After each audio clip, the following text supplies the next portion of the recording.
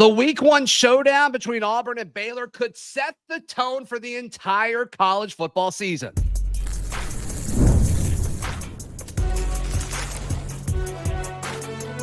You are Locked On College Crossover, part of the Locked On Podcast Network.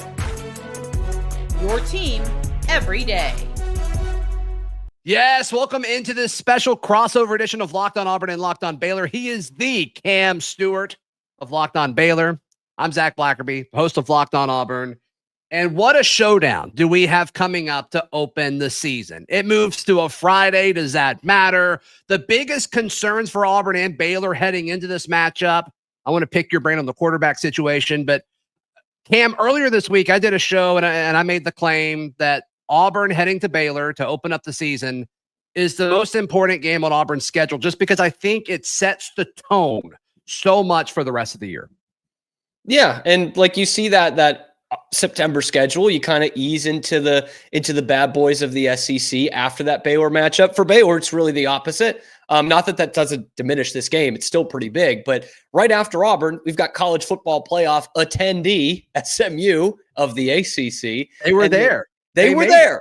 They didn't have to buy a ticket, but they probably should have had to have. Then 2 weeks after that, also in the college football playoff, Big 12 champions from last year, Arizona State. So this is a pretty big matchup for Baylor too. I would say it's probably the second most important matchup behind whomever they're facing in the Big 12 championship game. But it's always important, Zach, to get off on the right foot. Yeah, well, in the Big 12, anybody can make the championship game. So that's kind of true. I'm going to take that as a compliment. I'm going to take that as a compliment. Yeah, it's just wide open. It's perfect parity.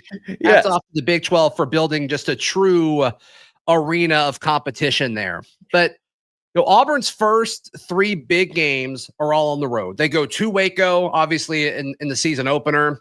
And then for their 4th game, they go to Norman, as you guys know, Oklahoma, which now part of the SEC. Dump, by the way. Yeah, not a fan?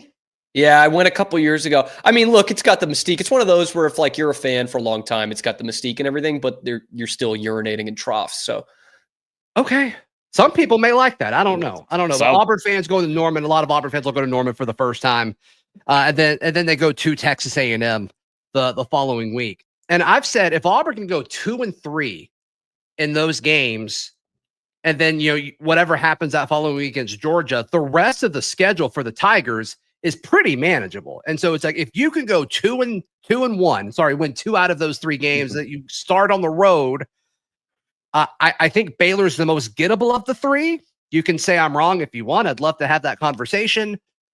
But if you do drop that at Waco, I just think the state of the Auburn fan base, like there's going to be a lot of panic if they go to Waco and lose on a Friday night. Yeah, and I will say I think Baylor's a stronger team than Oklahoma, but Oklahoma's Oklahoma. I'm not going to sit here and say, you just walk in there and get a victory, not like Baylor did their last time. They did that. But yeah, I think this and with week 1, it throws a lot into flux, and double throwing things into flux. It's now a Friday night, which you have mentioned. And no fan base likes playing on non-Saturdays. I'm convinced of it. Nobody likes it, even if it's week 1, even if it's not a short week at all. But what I love about that is it's going to have the eyes of the nation on it on that Friday night. Like it is going to be the football game of that night and to kick off that weekend. I'm not going to sit here, as much as my fans might not like this, I'm not going to sit here and say you're about to go into a cauldron at McLean Stadium. It's not like going to Death Valley on a Saturday night. It's going to be packed. It's going to have a great environment for Baylor standards, especially being on a Friday night. But lest we forget, these Bears bring back a lot, Zach, and they're going to be pretty hyped up for this one too. Yeah, Baylor is a better team than I realized, for sure. And the more I look at them and the more I listen to Locked On Baylor, the more my eyes are opened, and really my level of concern grows about this game. Because I think just on paper, when you're thinking about this game, maybe when things started trending down for Auburn last year, and it's like, all right, well, what's next year look like? That one's quickly chalked up as a win. But now as you kind of like look at the matchup, it's like, no, Auburn's going to have their hands full. We'll talk more about the quarterback situation in a second, because I do want to pick your brain on that. But to me, like I like what you said about it being on Friday, August 29th, and the eyes of the college football world watching this. because both of these teams are getting similar level praise as all of these national talking heads are putting out these way too early top 25s. Auburn's been in every single one that I've seen, which I'm going to be honest, I did not see coming. Joel Klatt had both Auburn and Baylor ranked really close to each other. I think one was 21, one was 23, if I remember correctly. And how great would that be for Auburn, for Baylor, for college football? So on week 1, Friday night of week 1 of college football action, you have a ranked matchup between an SEC and a Big 12 team. Like everybody wins in that scenario. And I think that does get taken into account a little bit. You know, maybe it shouldn't, but you look at these two teams as possibly being top 25 caliber rosters, and they're like, oh man, it's right there on the schedule. Week 1, Friday night, national television. Why don't we just put a couple numbers next to their name? But I think Baylor snuck up on a lot of people because they don't play in the SEC or the Big Ten, and they didn't get ranked at any point last year. They didn't win 10 games, but what they were going into bowl season was one of the hottest teams in the country, and they bring back a lot of the integral pieces, right? They bring back the quarterback, they bring back both their running backs, their top 3 pass catchers, about more than half of their offensive line, and a couple of key pieces in the middle of the defense. And for a team that was winning games on offense last year, that's a big time boost. And I know from the Auburn side, I've been complaining about it from Texas Tech about how, we just throw them in there because they got a great portal class. Auburn also right there with a great portal class. They feels like, Hugh Freeze after 2 years of Peyton Thorne was like, no, this is actually the guy I really want in here, in Jackson Arnold, and a different situation for him. I know I don't want to get too much into the quarterbacks. I know we're going to talk about that, but I really think this could end up being a like classic intra-conference track meet in week 1. Oh, you're expecting points week 1. I'm expecting points, brother. Points. Yeah. Yeah. I think Auburn's defense is really flying under the radar. I think with what they've brought back, what they've added via the portal, and then the amount of elite freshmen they played. They led the country in freshman snaps last year. A lot of that was on the defensive side of the ball. Those guys coming back, a lot of former 5 stars and high 4 stars.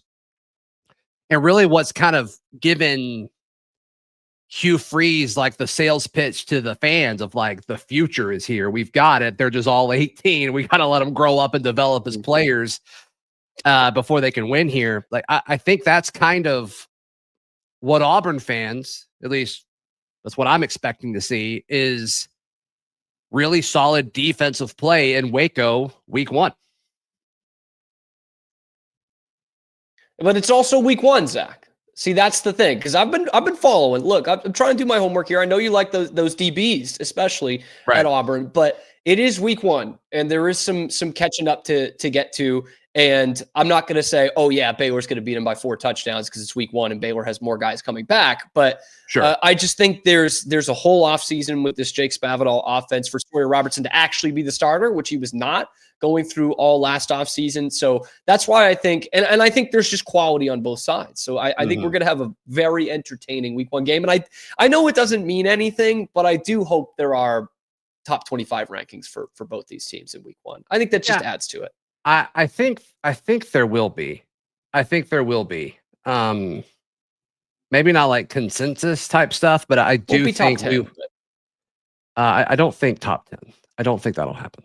All right, the quarterback matchup, I think it's fascinating. And I'm also fascinated with how high Sawyer Robertson is ranked throughout. So I want to get your thoughts on that. All that's coming up right here on this crossover edition of Locked On Auburn and Locked On Baylor. Today's show brought to you by our friends at Amazon Fire TV. Did you know that your Fire TV is also an Xbox? Cam Stuart, I'll let you answer that. I'll hear your response in like 10 seconds. You can turn any TV into your gaming and entertainment hub. There it is. With Fire TV Stick 4K devices, no console required. Just grab your paired controller, subscribe or sign in to Xbox Game Pass Ultimate with EA Play included, and you're ready to play. You can dive into hundreds of premium titles from EA College Football 25 to Call of Duty Black Ops 6 and Avowed. They've got it all. You also can stream everything on your Amazon Fire TV. So head over to Amazon.com/Fire TV Locked On to get started. Xbox Game Pass Ultimate subscription and compatible controller required. Available on select devices, including the Fire TV Stick 4K, the Fire TV Stick 4K Max, and the Fire TV Cube. Thank you so much for making Locked On Auburn and Locked On Baylor your first listen every single day. The quarterback storylines for this are fascinating because they're kind of two totally separate ends of this thing. You've got Sawyer Robertson, who, like you said, finished the season strong, and you're seeing him, I mean, in pretty much anybody's top 10 quarterback list in college football, I see him on there. Sometimes he's hovering around 10. I've seen him as high as 4. I think he's good. I don't know if he's that good, but I do think he's a really solid college quarterback. But then on the other side, you've got Jackson Arnold, who's looking to kind of get back to where he was in like the realm of public perception where he was a year ago. I mean, everybody at SEC Media Days last year was gassing up Oklahoma and Jackson Arnold, and he has just fallen off a cliff because the situation in Oklahoma was terrible. I mean, Jackson Arnold wants to prove everybody wrong. He and Hugh Freeze are kind of in the same boat, and they've got a prime opportunity to do that. As you said, the eyes of the college football world's going to be on this matchup. So both of these quarterbacks are going to both of these quarterbacks, I think, have a prime opportunity to either prove the narrative right or wrong that's circling them right now. Yeah, big time. And it goes with kind of the teams as well, right? Like Auburn is trying to get back to winning ways under Hugh Freeze, or for the first time under Hugh Freeze. And this would be a signature week 1 win. Baylor's trying to prove something to the SEC and that crowd. Yeah. But yeah, specifically with the quarterbacks, and like for Jackson Arnold, you hit the nail on the head. Like we heard it with OU fans, but this is the dying days of them being in the Big 12. Like this was their future. Right. And lest we forget, they forced out Dylan Gabriel to have this guy be the starter. Like yes. they basically didn't invite Dylan Gabriel back because they wanted it to be the Jackson Arnold era, and how quickly things turn, and that you're underplaying it almost, and how much of a mess of a situation it is for a young quarterback to be playing there with obviously a defensive minded head coach, no weapons there, no offensive philosophy. Like, yes. Like as much as I'd love to just troll Jackson Arnold for, that year at OU, like there's, and someone who was high on him in high school, as most people were, like there's another level for Jackson Arnold to get to. Yeah. But for Sawyer Robertson, he's sneaking up on everybody outside of the Big 12, and even a lot of people inside the Big 12, aka the voters for the all Big 12 team who voted Sam Leavitt to be in there as the conference champion quarterback. But Sawyer Robertson beating him in basically every major statistical category. He comes back with the best QBR of any returning quarterback in the country. He's got technically, by the analytics, the second best deep ball of any quarterback in the country. And he's only behind Drew Aller in that category. And the more I look at the stats here, the more I think Sawyer Robertson might be a better quarterback than Drew Aller, a guy who everybody is drooling over going into the 2025 season. Now, this is a lot of things need to go right for him to get that kind of recognition, but he's a deadly accurate passer. He had one game where he was a little all over the place and threw a couple of picks against a good Houston defense, not a good Houston team, but a good Houston defense. And we got to that point in the middle of the season, Zach, where it was like every week it was like pencil him in 3 touchdowns. And he could run a little bit too, a little bit. And that's just something we haven't had at Baylor for a while, where it's just like pencil in good quarterback performance this week. Jarrett Stidham going to give you a chance. Jarrett Stidham was the last one, baby. Baylor legend Jarrett Stidham. Won an SEC West, baby. He did do that, man. He did do that. Let's go. So you buy it. Like if I wish I remember whose list it was, because I remember just like being shocked by it. Mm-hmm. Do you think Robertson's a top 5 quarterback in college football? I think at his best, he absolutely is. Yeah. So week in, week out, do you think he's a top 5 quarterback in college football? I think so, because I see him the most.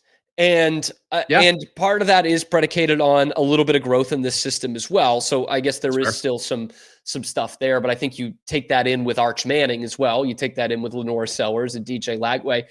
He doesn't have the pure athleticism of those guys, but yes, I do think he is a top 5 quarterback in college football. Probably closer to 5 than 1, Zach, to cover up my tracks a little bit.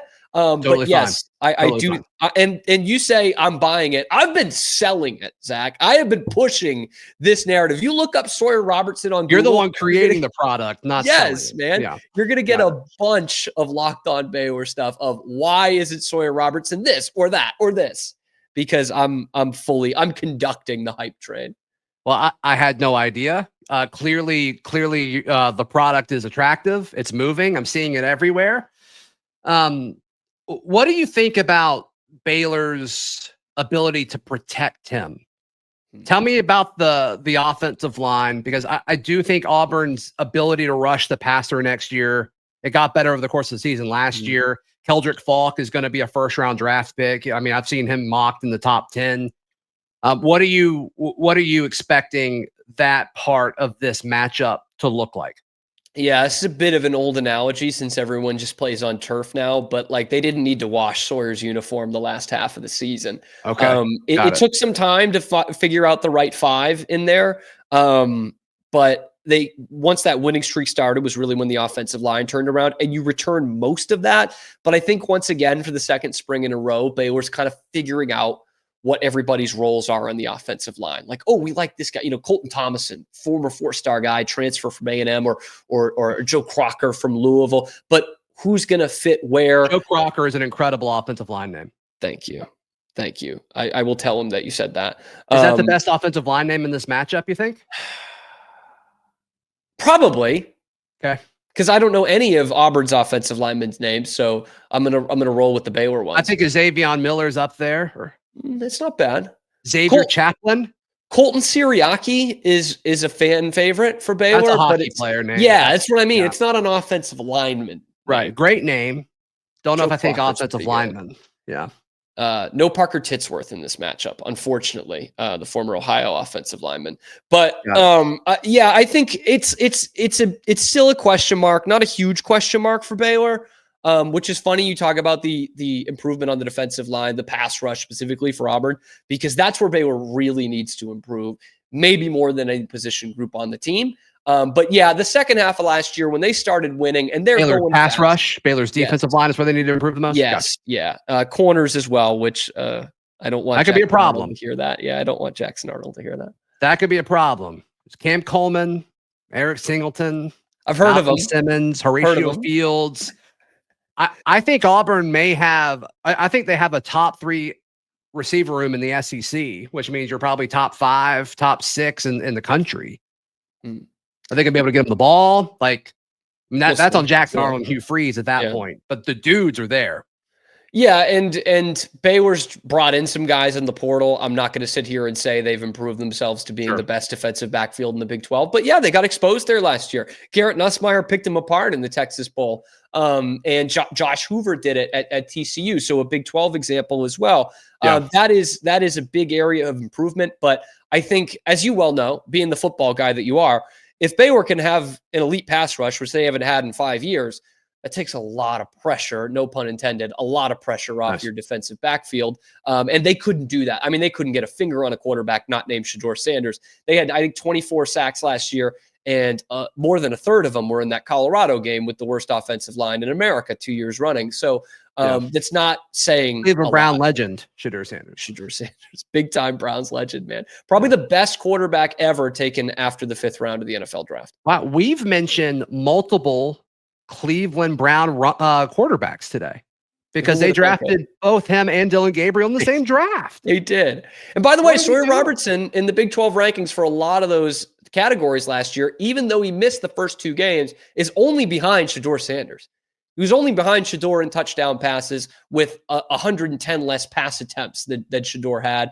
There's a couple other ones too. Like I'll give out one more comp because everyone, I know the Big 12 isn't the most followed league in the world, but a lot of people are high on Sam Leavitt going into this year because he played in the college football playoff last year.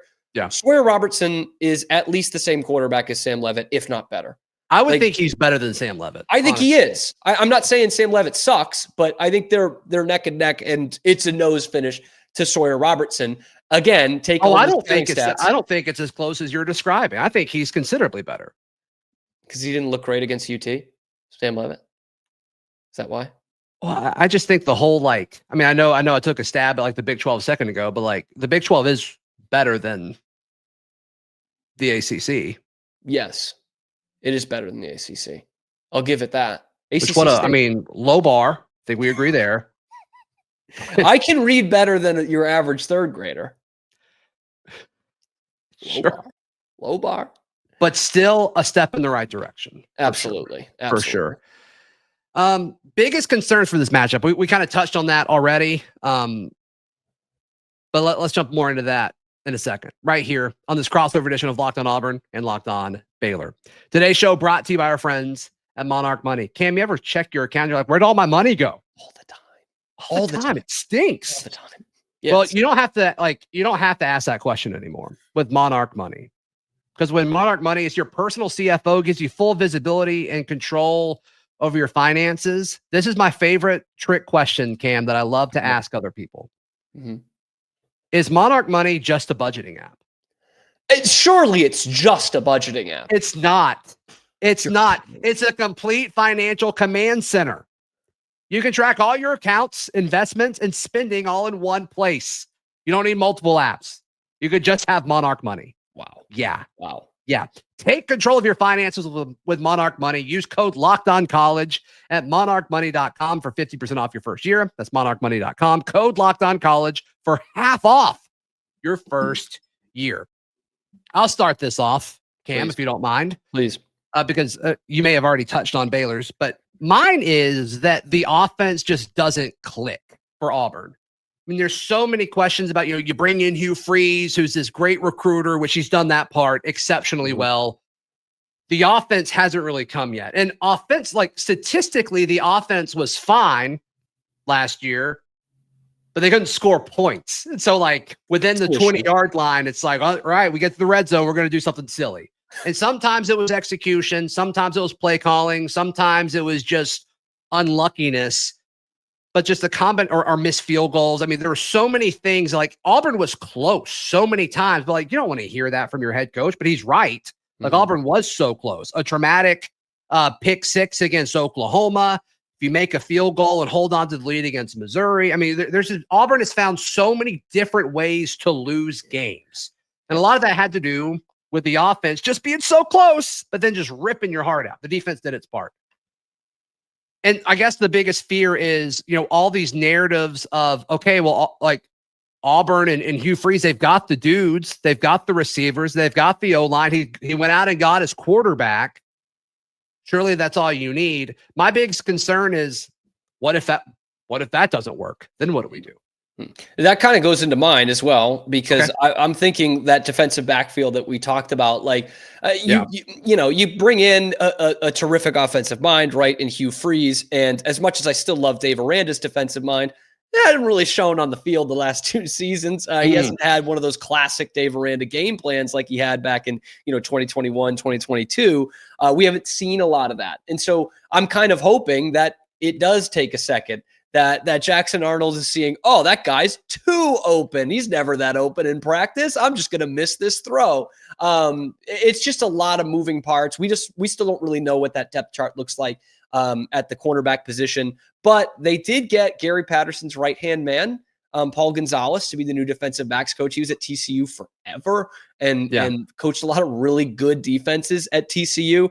He made the flip to Baylor, and I think that's a big get for Dave Aranda and his staff. But yeah, for me, in a game one, in a passing kind of offense with a guy who I do think is going to take it up a notch in Jackson Arnold, it's about that defensive backfield. That's my biggest concern. And it's one of those where you've got such a full schedule that first month of good teams, 2 college football playoff teams and Auburn, that you don't have a lot of time to get adjusted to that. And that just puts more pressure on the offense, which we saw early in the season last year when Baylor started 2-4. You needed your offense to be perfect every drive. Now, granted, after that, they were pretty much perfect every drive up until the bowl game. But it's that defensive backfield that gets to me. It's just some guys with promise, but haven't had a lot of snaps under their belt that are going to be making the transition to probably being starters right now. Week 1, no preseason games. Week 1, Auburn Tigers. There you go. Can I give you just a ridiculous fan theory that I just came up with? Can we put our tinfoil hats on for a second? Do you mind? Please do. Let's put our metaphorical tinfoil hats on, please. Okay. All right. You said Baylor's defense hasn't been good since when?